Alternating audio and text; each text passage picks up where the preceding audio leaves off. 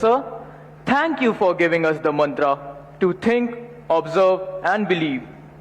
However tall the summit, we assure you that we will never give up. माननीय प्रधानमंत्री जी, अपनी कला, संस्कृति और परंपराओं के लिए प्रसिद्ध खम्मम तेलंगाना से यादा अनुषा, जो कि 12वीं कक्षा की छात्रा हैं, आपसे अपने प्रश्न का समाधान चाहती हैं।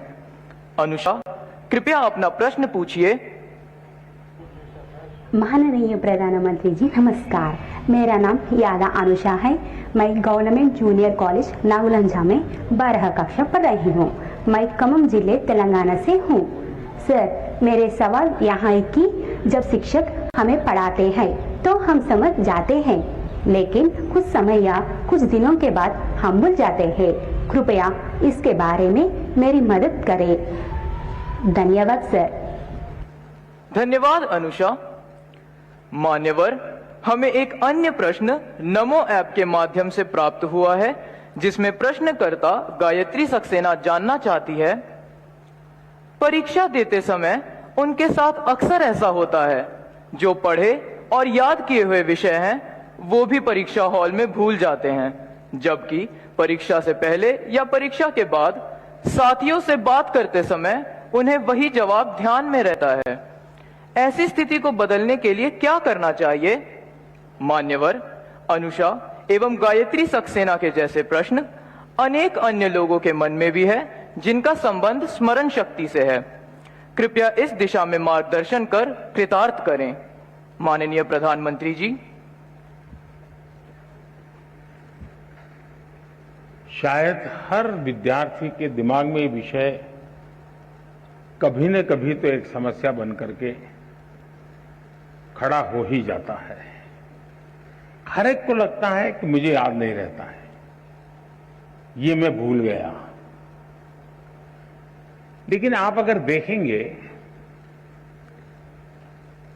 इवन एग्जाम के टाइम पर अचानक ऐसी चीजें आपकी निकलने लगेगी कि आपको कभी एग्जाम के बाहर, अरे मैंने तो पिछले हफ्ते भर में कभी इस विषय को छुआ नहीं था, अचानक क्वेश्चन आ गया, लेकिन मेरा जवाब बहुत अच्छा हो गया। मतलब कहीं पर स्टोर था, आपका भी ध्यान नहीं था, अंदर स्टोर था। और वो स्टोर क्यों था? क्योंकि जब वो भर रहे थे तब दरवाजे खुले थे, कपबोर्ड खुला हुआ था, इसलिए अंदर वो गया। अगर कपबोर्ड बंद होता, कितना ही पड़ोसते, कुछ नहीं जाता। और इसलिए कभी कभी ध्यान शब्द ऐसा है कि लोग उसको योगा, मेडिटेशन, हिमालय, ऋषि, मुनि वहां जोड़ देते हैं। मेरा बड़ा सिंपल सा मत है, ध्यान का मतलब क्या है? अगर आप यहां आए, लेकिन अभी आप सोते होंगे कि मम्मी घर पे टीवी देखती होगी, वो ढूंढती होंगी मैं किस कोने में बैठा हूं। मतलब आप यहां नहीं है, आप घर में है। आपके दिमाग में यही है कि मम्मी टीवी देखती होगी कि नहीं देखती होगी, मैं यहां बैठा हूं, वो उनको नजर आया होगा कि नहीं आया होगा। आपका ध्यान यहां होना चाहिए था, लेकिन आपका ध्यान वहां है, मतलब आप बेध्यान है। अगर आप यहां है तो आप ध्यान में है, आप वहां है तो आप बेध्यान है। और इसलिए ध्यान को इतनी सरलता से जीवन में स्वीकार कीजिए, आप इतनी सरलता से स्वीकार कीजिए। ये कोई बहुत बड़ा साइंस है और कोई बहुत बड़ा नाक पकड़ करके हिमालय में जाके बैठना पड़ता है, ऐसा नहीं है जी।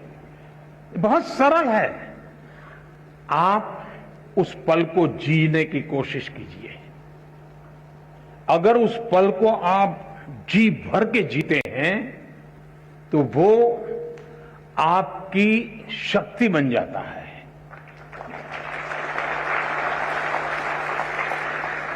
बहुत से लोग आपने देखे होंगे, सुबह चाय पीते रहते होंगे, अखबार पढ़ते होंगे, परिवार के लोग कहते हैं अरे पानी गर्म हो गया, चलो जल्दी नहाने के लिए चलो। नहीं नहीं, मुझे अखबार पढ़ना है। फिर कहेंगे नहीं नहीं, नाश्ता गर्म है, ठंडा हो जाएगा। फिर भी कहेंगे नहीं, मुझे अखबार पढ़ना है। कभी उन माताओं से मैं कहता हूं जो घर में ऐसी परेशानी करते हैं उनको जरा शाम को पूछो कि आज अखबार में क्या पढ़ा था। मैं 99% लोग बताता हूं वो नहीं कह पाएंगे कि आज के अखबार की हेडलाइन क्या थी।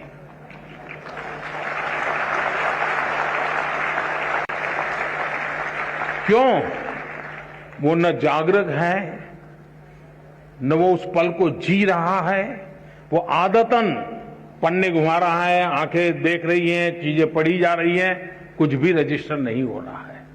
और अगर रजिस्टर नहीं हो रहा है तो मेमोरी चिप में जाता नहीं है। और इसलिए आपके लिए पहली आवश्यकता यह है, आप जो भी करें उससे उस वर्तमान को, और मेरा अभी भी मत है कि परमात्मा की इस सृष्टि को सबसे बड़ी कोई सौगात है। अगर मुझे कोई पूछेगा तो मैं कहूंगा वो सौगात वर्तमान है। जो इस वर्तमान को जान पाता है, जो इस वर्तमान को जी पाता है, जो इस वर्तमान को आत्मसात कर पाता है, उसके लिए भविष्य के लिए कभी भी क्वेश्चन मार्क नहीं होता है।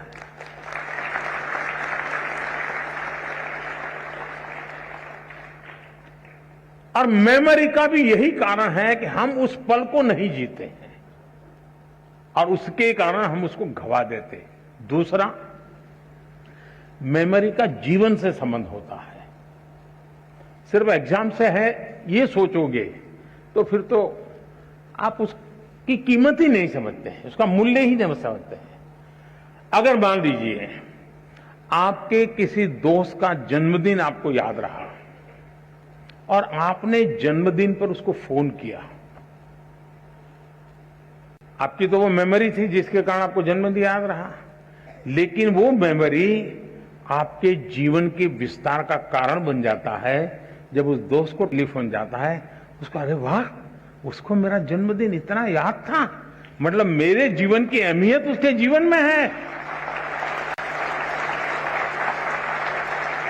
वो जीवन भर आपका बन जाता है। कारण क्या था? वो एक मेमोरी।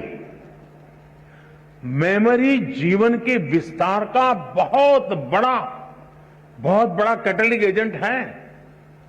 और इसलिए हम हमारी स्मृति को सिर्फ परीक्षा तक, सवाल जवाब तक सीमित ना करें, आप उसका विस्तार करते चलिए।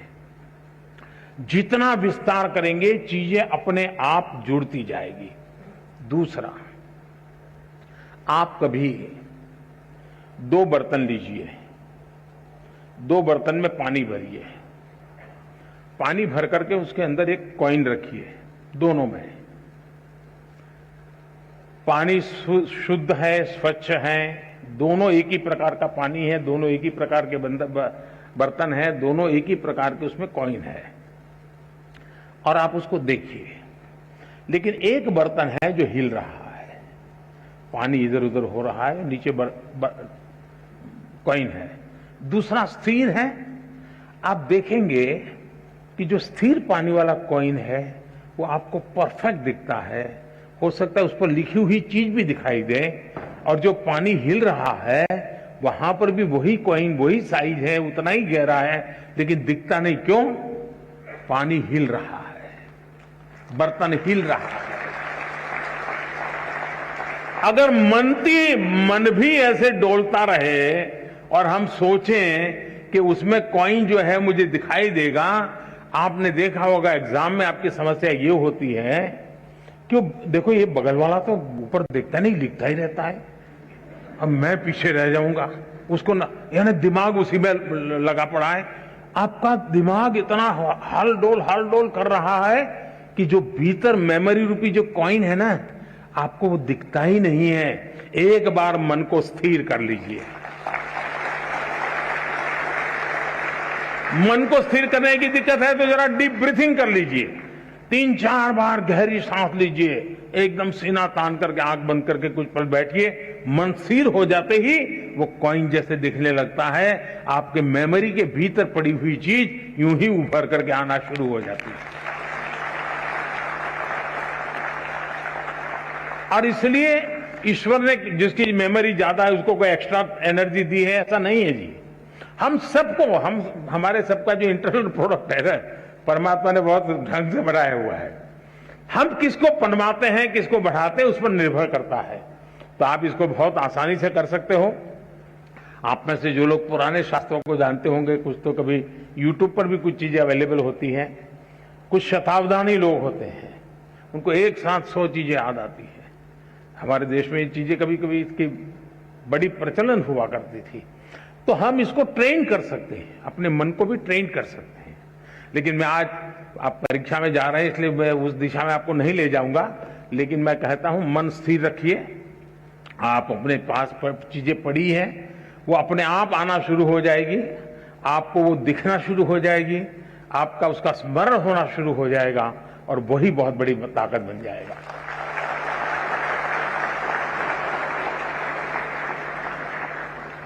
माननीय प्रधानमंत्री जी, आपने जिस स्नेहपूर्ण सरलता से हमें ध्यान की विधि सिखाई, निश्चय ही मेरी तरह सबका मन खिल उठा है। धन्यवाद महोदय। माननीय प्रधानमंत्री जी, खनिज संसाधनों से समृद्ध राज्य, मनोरम पर्यटन स्थल रामगढ़ झारखंड से कक्षा 10वीं की छात्रा श्वेता कुमारी आपसे अपने प्रश्न का समाधान चाहती हैं। श्वेता, कृपया अपना प्रश्न रखिए।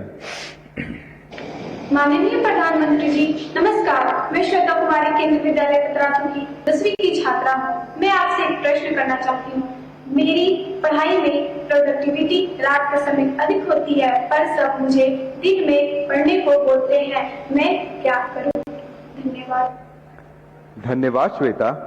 आदरणीय प्रधानमंत्री जी, नमो ऐप के माध्यम से प्राप्त प्रश्न, जिसमें राघव जोशी के सामने एक अजीब सी दुविधा है। माँ बाप हमेशा कहते हैं पहले पढ़ाई करो फिर खेल कूद करो, लेकिन उन्हें लगता है कि खेलने कूदने के बाद पढ़ाई करते हैं तो उन्हें चीजें बेहतर तरीके से समझ में आती हैं। कृपया राघव एवं श्वेता के साथ साथ उन जैसे कई विद्यार्थियों को समझाएं कि वे ऐसा क्या करें कि उनकी प्रोडक्टिविटी श्रेष्ठतम हो। हम सबकी दुविधा का समाधान करने की कृपा करें। माननीय प्रधानमंत्री जी। ये बात सही है कि हर कोई चाहता है कि उसके समय का सदुपयोग हो। जिस काम के लिए समय लगाया है उसका उतना ही उसको लाभ मिले, और ये अच्छी सोच है और ये आवश्यक भी सोच है कि हमें हमेशा जागृत रूप से प्रयास करना चाहिए कि क्या मैं जो समय लगा रहा हूं, मैं जो समय खपा रहा हूं, उसका मुझे आउटकम मिलता है कि नहीं मिलता है। आउटपुट तो दिखेगा, आउटकम नहीं दिखेगा। इसलिए पहले तो खुद में एक आदत डालनी चाहिए कि मैंने जितना इन्वेस्ट किया उतना मुझे प्राप्त हुआ कि नहीं हुआ, और इसका हम हिसाब किताब लगा सकते हैं। और ये आदत हमको डालनी चाहिए कि भाई मैंने आज मैथमेटिक्स के पीछे 1 घंटा लगा दिया, तो मुझे उस 1 घंटे में जो मुझे करना था वो मैं कर पाया या नहीं कर पाया। उसमें से जो सवाल मुझे कठिन लगते थे वो अब मुझे सहज हो गए नहीं हो गए, मतलब मेरा आउटकम इंप्रूव हो रहा है। ये हमें एनालिसिस करने की आदत डालनी चाहिए। बहुत कम लोगों को एनालिसिस की आदत होती है, वो एक के बाद एक पूरा करते ही जाते हैं, करते ही जाते हैं, करते ही जाते हैं, और बाद में पता ही नहीं रहता कि अरे वो जरा ज्यादा ध्यान देने की जरूरत थी, उसको मैंने ज्यादा ध्यान देने की जरूरत नहीं थी। कभी कभी क्या होता है, हमारे अपने टाइम टेबल में जो सबसे सरल है, जो सबसे प्रिय है, हम घूम फिर करके उसी में घुस जाते हैं। मन करता है चलो इसी को कर ले, क्यों? आनंद आता है। और उसके कारण जो कम पसंद है, थोड़ा कठिन है, उससे बचने की कोशिश करते हैं। आपने देखा होगा हमारा बॉडी जो है ना, वो बॉडी शब्द मेरा अच्छा नहीं है, लेकिन सरलता के लिए बता देता हूं। कभी कभी लगता है हमारा बॉडी चीटर है। आप तय करें मुझे ऐसे बैठना है, आपको पता ही नहीं होगा कैसे ऐसे हो जाते हो, पता ही नहीं होता है। मतलब आपके साथ आपका बॉडी चीटिंग करता है। आपने मन से तय किया, कि मुझे ऐसे ही बैठना है, लेकिन थोड़ी देर में ढीले हो जाते हो, हाथ पैर, यानी जो ओरिजिनल स्वभाव है वहां बॉडी आपको ढल जाती है। फिर जागरूक होकर के ऐसे कर लोगे, फिर हो जाते हो। मतलब ये बॉडी जैसे चीटर है ना, वैसे मन भी चीटिंग करता है कभी कभी, और इसलिए हमें इस चीटिंग से बचना चाहिए। हमारा मन हमारा चीटर नहीं बनना चाहिए। वो कैसे बन जाता है कि जो चीज मन को पसंद है हम उसी पे चले जाते हैं। हमें जो जरूरी है, महात्मा गांधी जी श्रेय और प्रेय की बात करते थे। जो चीज श्रेयस्कर है और जो चीज प्रिय है, व्यक्ति श्रेयस्कर के बजाय प्रिय की तरफ चला जाता है। जो श्रेयस्कर है उस पर हमने चिपक के रहना चाहिए, यह बहुत आवश्यक होता है। और उसी की तरफ अगर मन चीटिंग करता है, वहां ले जाता है, फिर खींच के ले आओ, तो आपकी प्रोडक्टिविटी है, आपका आउटकम बढ़ेगा, और उसके लिए प्रयास करना चाहिए। दूसरा, ये जो सोचना कि मैं रात को पढ़ूं तो अच्छा होता है, कोई कहता है मैं सुबह पढ़ूं तो अच्छा होता है, कोई कहे खाना खा करके पढ़ूं तो अच्छा होता है, कोई कहता है भूखा रह करके पढ़ूं, ये हर एक की अपनी अपनी प्रकृति होती है। आप ऑब्जर्व कीजिए अपने आप को, किस चीज में आप कंफर्टेबल हैं। एक्चुअली है आप कंफर्ट होने चाहिए। अगर आप कंफर्ट नहीं है उस परिषद से, बैठने से, उठने से, तो आप शायद उसको नहीं कर। और कुछ लोग ऐसे होते हैं कि एक ही प्रकार की जगह होगी तब नींद आएगी उसको। मुझे याद है, मैं बहुत साल पहले एक मूवी देखी थी। उस मूवी में एक दृश्य आता है, कोई एक व्यक्ति झुग्गी झोपड़ी के पास अपनी जिंदगी गुजारता है और फिर अचानक कोई अच्छी जगह पे रहने जाता है। उसको नसीब आता है, लेकिन नींद नहीं आ रही है। और नींद क्यों नहीं आती, तो फिर अपना दिमाग खपाता है, तो वो जाता है रेलवे स्टेशन पे और रेल की पटरी की जो आवाज, खटापटी आवाज, उसको टैप करता है और घर में ला करके वो टैप रिकॉर्ड शुरू करता है और फिर सो जाता है, नींद आ जाती है। उसका वो कंफर्ट हो जाता है जब तक उसको वो। अब हर एक के लिए कोई कहे कि भाई ट्रेन की आवाज आएगी तो तुम्हें नींद आएगी, हर एक के लिए जरूर नहीं होता, लेकिन उसको वो कंफर्ट लगा। मैं समझता हूं कि हमें भी पता होना चाहिए, इसका प्रेशर बिल्कुल मत रखिए। जिस चीज में आपको आनंद आता है, आपको कम से कम उसके लिए अपने आप को एडजस्ट करना पड़ता है, वो रास्ता छोड़ने की जरूरत नहीं है। लेकिन उस कंफर्ट अवस्था में भी आपका काम है आपकी पढ़ाई, आपका काम है मैक्सिमम आउटकम, उसमें से जरा भी हटना नहीं है। और मैंने देखा है लोग कैसे काम करते हैं। कभी कभी हम सुनने को तो अच्छा लगता है कि फलाना व्यक्ति 12 घंटे काम करता है, 14 घंटे काम करता है, 18 घंटे काम करता है, सुनना अच्छा लगता है। लेकिन एक्चुअली 18 घंटे काम करना क्या होता है, मेरे जीवन में एक बहुत बड़ा लेसन है। मैं जब गुजरात में था तो केका शास्त्री जी करके एक बहुत बड़े विद्वान थे। स्वयं तो 5वीं 7वीं कक्षा तक ही पढ़े थे, लेकिन अनेक ग्रंथ लिखे थे उन्होंने, दर्जनों ग्रंथ लिखे थे, और वो पद्म सम्मान से भी सम्मानित थे। वो जीवित रहे थे 103 साल, और जब मैं वहां था तो मैंने उनकी शताब्दी का ऑफिशियल कार्यक्रम सरकार का किया था। मेरा उनके साथ बड़ा निकट रिश्ता जैसा था, बड़ा प्यार रहता था मुझ पर उनका। तो मैं बहुत साल पहले, तब तो मैं मुख्यमंत्री भी नहीं था, तो हमने एक बार कार्यक्रम बनाया कि उनको लेकर के राजस्थान के तीर्थ क्षेत्रों पर मैं उनको दर्शन करने के लिए ले जाऊंगा। तो मैं उनको लेकर के चला, तो हम एक व्हीकल में थे सब लोग। मैं देखता था कि उनके पास बहुत कम लगेज था, लेकिन उसमें भी ज्यादा लगेज उनकी लिखने पढ़ने की चीजें थी। कहीं रेलवे का क्रॉसिंग आता था तो बंद हो जाता था, रुक जाना पड़ता था जब तक ट्रेन पारित नहीं होती, वो दरवाजा खुलता नहीं था, आगे बढ़ते नहीं थे। अब उस समय हम क्या करते हैं, हम या तो नीचे उतर के थोड़े टहलेंगे, या कोई सिंह चना बेचता होगा तो लेकर के खाएंगे। हम अपना समय, मैं देखता था कि जैसे ही खड़ी हुई गाड़ी, वो अपने थैले में से कागज निकालते थे और एकदम से लिखना शुरू कर।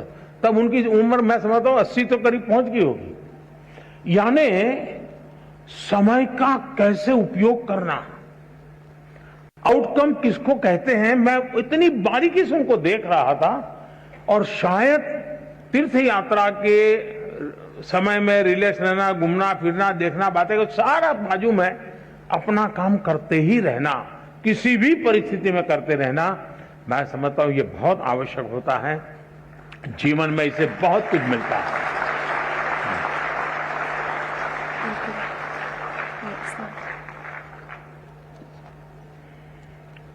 Honorable Sir, thank you for making us understand the importance of self-analysis and realizing that we should learn joyfully for rising to excellence. Honorable Prime Minister, Sir, Erica George, a student of class 9th from the beautiful lush green land with eucalyptus forest, Udhampur, Union Territory of Jammu and Kashmir, seeks your guidance. Erica, please ask your question.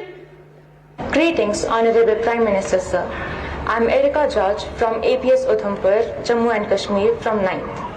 Sir, the question that I wanted to ask was, nowadays there's a lot of competition, especially in the academic fields and in a country like India.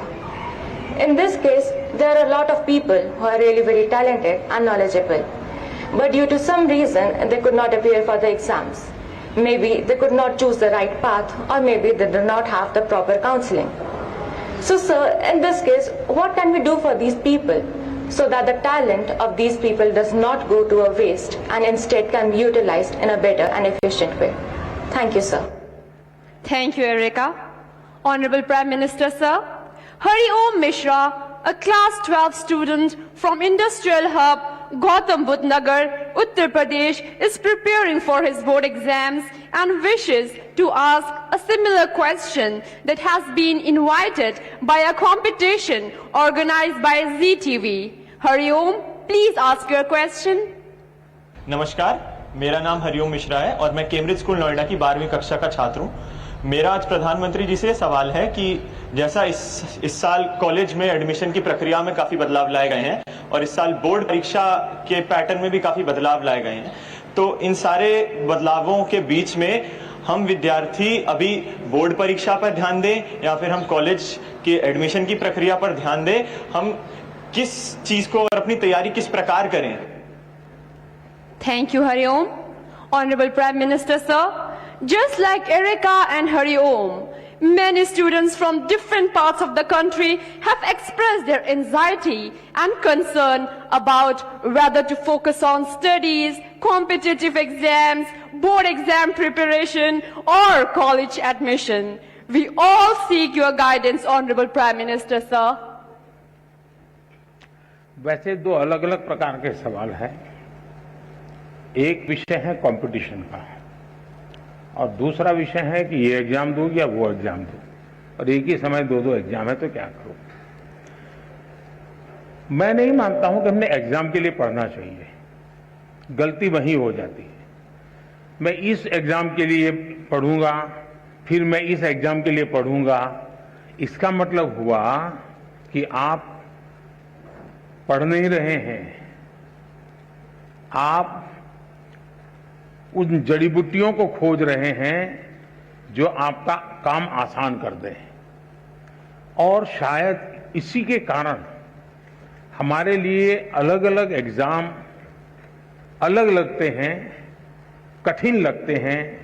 हकीकत ये है कि जो भी हम पढ़ रहे हैं उसको पूर्ण रूप से हम पूरी तरह उसको आत्मसात करेंगे, फिर वो बोर्ड का एग्जाम है या एंट्रेंस एग्जाम है या जॉब के लिए कोई इंटरव्यू या एग्जाम है, कहीं पर भी हो सकता है एग्जाम। अगर आपने अपनी शिक्षा का पूर्ण रूप से एक साक्षात्कार किया है, आत्मसात की है, तो आपको एग्जाम का रूप क्या है वो रुकावट नहीं बनता है। और इसलिए अपने आप को एग्जाम के लिए तैयार करने के दिमाग खपाने के बजाय अपने आप को योग्य शिक्षित व्यक्ति बनाने के लिए, विषय को मास्टर बनने के लिए हम मेहनत करें। फिर परिणाम जो मिलेगा सो मिलेगा। जहां पहली आएगी वो उसको पहले मुकाबला करेंगे, जब दूसरा आएगा दूसरे से मुकाबला करेंगे। लेकिन मुकाबला इसलिए करते हैं कि अब जो मैंने खिलाड़ी आपने देखा होगा, वो खिलाड़ी खेल के अंदर पारंगत होता है, किस लेवल की गेम के लिए खेलना है उसके लिए नहीं करता मेहनत। फिर वो तहसील में खेलेगा तो वहां अपना कर्तव्य दिखाएगा, डिस्ट्रिक्ट में खेलेगा वहां कर्तव्य दिखाएगा, नेशनल खेलेगा वहां कर्तव्य दिखाएगा, इंटरनेशनल खेलेगा वहां कर्तव्य दिखाएगा, और खुद भी इवॉल्व होता जाएगा। और इसलिए मैं मानता हूं कि हम फलानी एग्जाम के लिए ये जड़ी बूटी, उस एग्जाम के लिए ये जड़ी बूटी, उस चक्कर से निकल करके मेरे पास ये संपुट है, मैं लेकर के जा रहा हूं। अगर मैं वहां से निकला तो ठीक है, नहीं निकला तो मैं कोई और रास्ता ढूंढ लूंगा। तो मुझे लगता है कि एक तो इसमें ये सोचना चाहिए। दूसरा, कंपटीशन। देखिए दोस्तों, कंपटीशन को हम जीवन की सबसे बड़ी सौगात मानना चाहिए। अगर कंपटीशन नहीं है तो जिंदगी किस चीज की जी? फिर तो हम ऐसे ही खुश रहेंगे, वाह कोई कुछ नहीं है, हम ही हम है बस। ऐसा नहीं होना चाहिए। सचमुच में तो हमने कंपटीशन को इनवाइट करना चाहिए, तभी तो हमारी कसौटी होती है। मैं तो कहूंगा घर में भी कभी छुट्टी का दिन है, पढ़ना नहीं है, एग्जाम नहीं, कुछ नहीं है, तो भाई बहन बैठ करके कंपटीशन लगाओ। तुम 4 रोटी खाते हो, मैं 5 खाता हूं, तुम 5 खाते हो, मैं 6 खाता हूं। अरे करो तो कंपटीशन। जिंदगी को कंपटीशन हमने निमंत्रण देना चाहिए। कंपटीशन जिंदगी को आगे बढ़ाने का एक अच्छा माध्यम होता है, जो हमें अपना भी इवैल्यूएशन करने लगता है। दूसरा,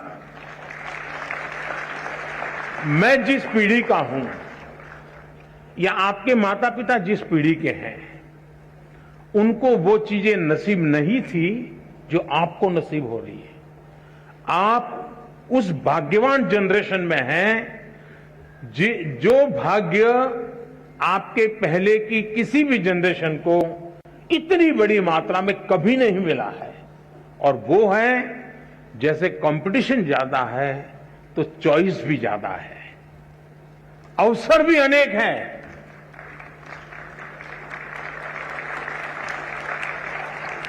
आपके परिवार में इतना अवसर नहीं थे। आपने देखा होगा, 2 किसान हो, मान लीजिए उसकी भी 2 एकड़ भूमि है, इसकी भी 2 एकड़ भूमि है, लेकिन एक किसान है, चलो भाई गुजारा करना है, गन्ना की खेती करते रहो, अपना गुजारा चल जाएगा। दूसरा किसान है, वो सोचता है नहीं नहीं, 2 एकड़ भूमि है, ऐसा करूंगा, 1/3 ये करूंगा, 1/3 ये करूंगा, 1/3 ये करूंगा, पिछली साल ये किया था तो इस बार ये करूंगा, ये 2 चीजें नहीं करूंगा। आप देखेंगे कि वो जो 2 एकड़ भूमि में ही ऐसे ही आराम से बैठा हुआ गुजारा कर लेता है। जिंदगी ठहर जाती है। जो रिस्क लेता है, प्रयोग करता है, नई चीज लेता है, नई चीज जोड़ता है, वो इतना आगे बढ़ जाता है कि जिंदगी में कहीं रुकने का नाम नहीं लेता है। वैसा ही हमारे जीवन में है। हमें गर्व करना चाहिए कि हम इतनी स्पर्धा के बीच में अपने आप को प्रूव कर रहे हैं, और हमारे पास अनेक चॉइस है। ये स्पर्धा नहीं तो वो स्पर्धा नहीं तो वो स्पर्धा नहीं तो वो, ये रास्ता नहीं तो ये रास्ता, ये रास्ता नहीं तो ये रास्ता। मैं समझता हूं कि हम इसको अपॉर्चुनिटी माने, एक अवसर माने, और मैं इन अवसर को छोड़ूंगा नहीं, मैं इस अवसर को कभी न कभी जाने नहीं दूंगा। ये भाव अगर पैदा करेंगे तो मुझे पक्का विश्वास है कि कंपटीशन आपके लिए इस युग के सबसे बड़ी सौगात के रूप में आप अनुभव करेंगे।